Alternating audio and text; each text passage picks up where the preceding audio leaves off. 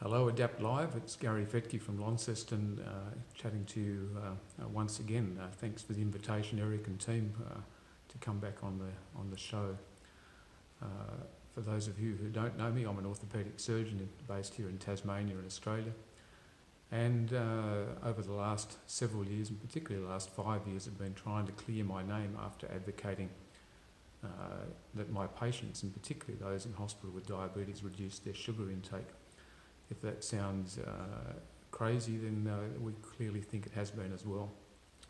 But in the passage of time, it came to our evidence that dietitians from Australia were reporting me to the medical board for giving that advice. And the medical board ultimately succumbed to that complaint, silencing me for giving the advice of reducing sugar and effectively a low-carb, healthy fat lifestyle to my patients. I know that the results are outstanding, particularly in diabetes, and so once you see those results, you cannot unsee them. What that meant ultimately was a 5-year battle with the medical board involving 2 Senate inquiries, and ultimately I was able to get an independent review which overturned the finding within a few weeks, and actually the medical board formally acknowledged that and gave me an apology for the actions. That was an important finding, not just for us, but for the wider community and health professionals, so that in combination with my result and that of Tim Noakes in South Africa, the concepts of low carbohydrate living, and particularly LCHF, I think now are seen as safe options, and you're not going to be reprimanded as a health professional for recommending them for individuals. We've got an enormous way to go with guidelines, and that's where part of our projects are going to be in the coming time. I'm going to talk to you about 3 things today that flow on from that. One is what Belinda and I are up to, and also the concept of choice, particularly in view of the Eat Lancet Commission findings which have been released in just the last week, which have got implications for us all. And the third topic I want to briefly touch on is that of civil unrest, where I think a lot of this is actually heading into the near future. So Belinda and I have to thank you all for your support over the last few years. Without you, we certainly would not have been able to get the voice of the Australian Health Practitioner Association, nor the medical board, to get that independent review. Not only has that been of worldwide significance, and certainly the support we've had has come from far and away, but it's also given us personal support to continue on with the campaign. So at the end of 2018, we had a bit of a holiday. We both spoke at the Low Carb Universe in Spain, followed that up with a holiday where we observed that the Spanish and the Italians tend to eat a pretty healthy lifestyle by their meat and cheese intake, and moving around a fair amount, and despite their tobacco intake, are leaner and healthier than the Western populations that we have here at home. So we observed that and recharged our batteries, spent some time with our grandson over the Christmas period, and we're back here in 2019 with a few projects.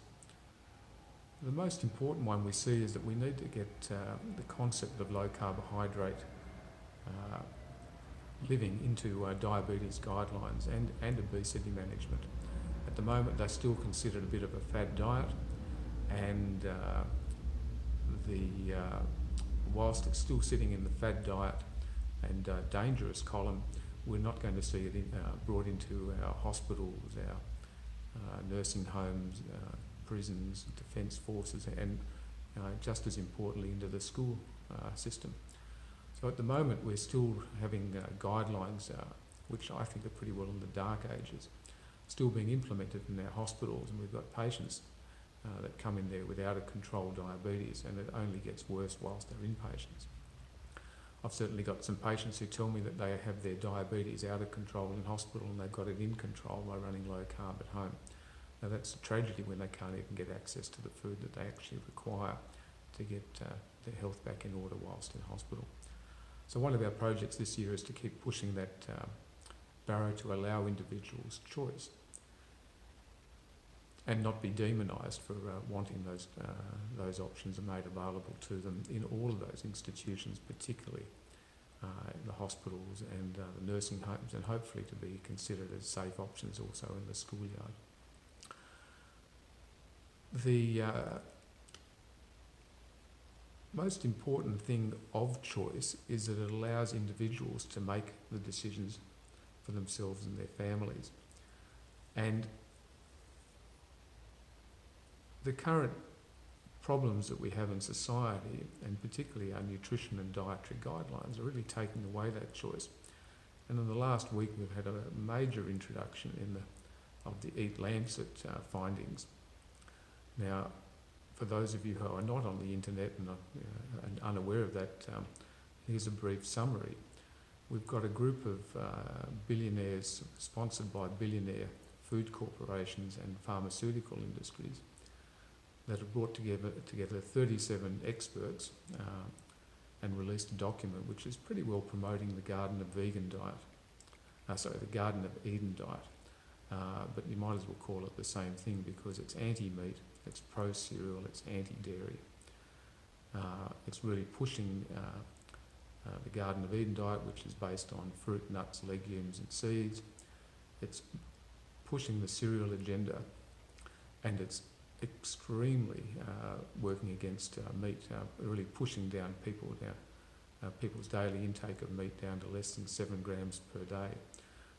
And that's 1/16 of a hamburger. It's a tiny slice of a portion of bacon, and replacing that with nuts, legumes, and what's called a plant-based diet. Now, it would be fine if all of this was based on balanced science, and it's not. When we look at purely the nutritional profile, and Zoe Harcum and Marty Kendall have done some very good work on that. This diet that's being pushed upon us is deficient of nutrients, minerals and vitamins. It's clearly not sustainable for us as humans.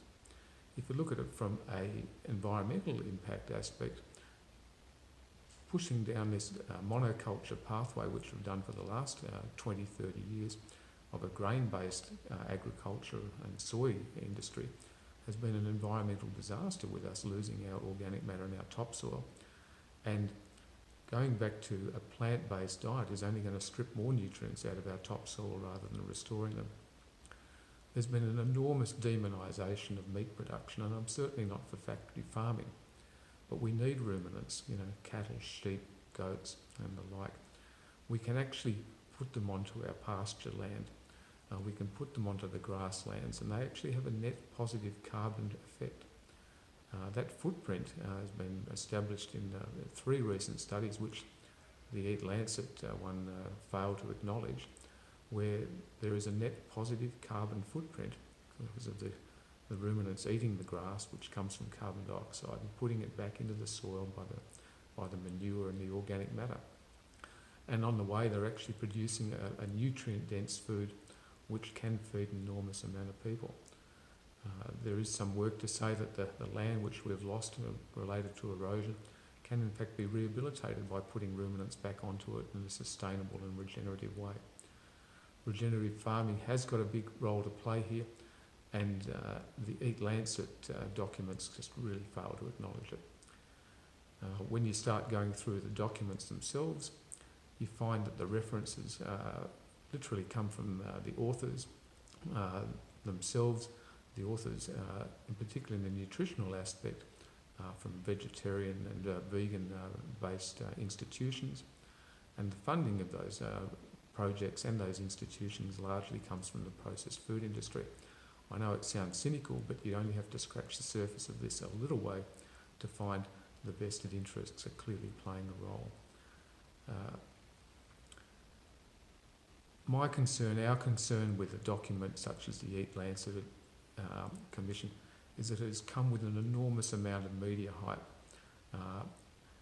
virtually all media outlets were given the documents in the last couple of weeks, and an announcement embargo was put on them so they could develop their own panels of experts to make commentary. And again, that would be fine, except the panels of experts that we've come across have their own conflicts of interest with the food industry that they've failed to acknowledge. All we've been doing is calling out conflicts of interest. And if you actually want to take the Eat Lancet Commission report on its merit, then please note that the sponsors there include Kellogg's, they include PepsiCo, they include Nestle, they Unilever, previously known for its margarine production, now moving heavily into the alternative meat industry. We have got deep concerns about this document, and clearly the implications for us all are significant. My proposal for dietary guidelines, if we are going to take them on board, is that we should be eating fresh, local, seasonal food.